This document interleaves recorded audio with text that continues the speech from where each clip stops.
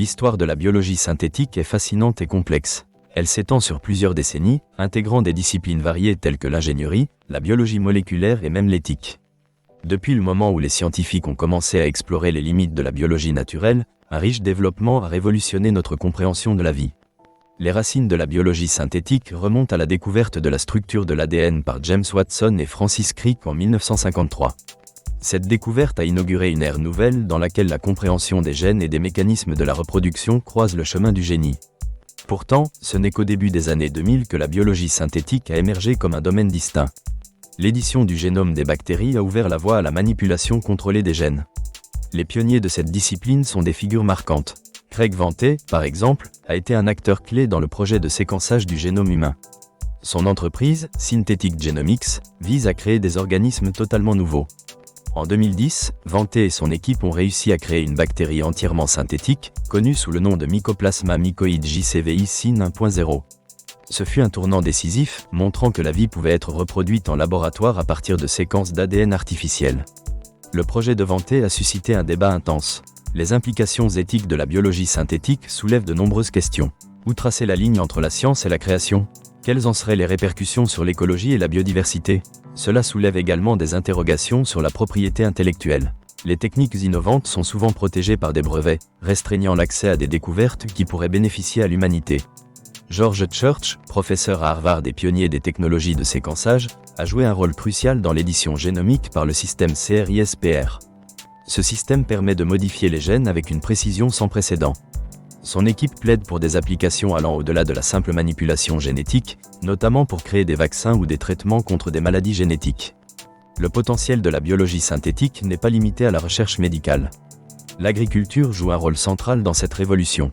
Les bio-ingénieurs travaillent à créer des cultures résilientes, capables de résister aux maladies et aux conditions climatiques extrêmes.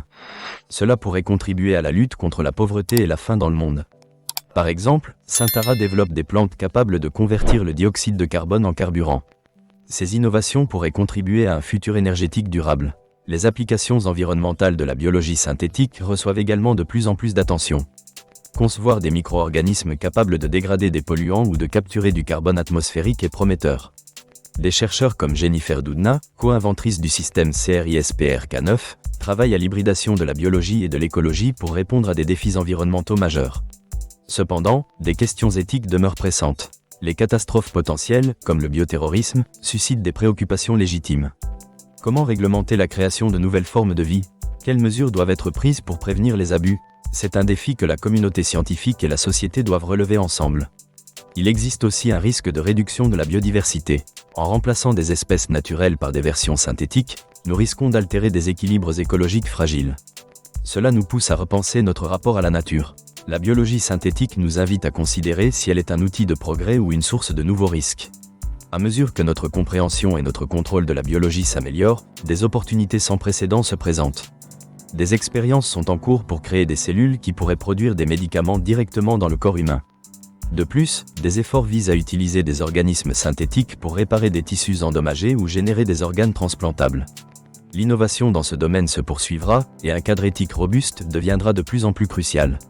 Les gouvernements doivent établir des réglementations garantissant la sécurité tout en encourageant l'innovation.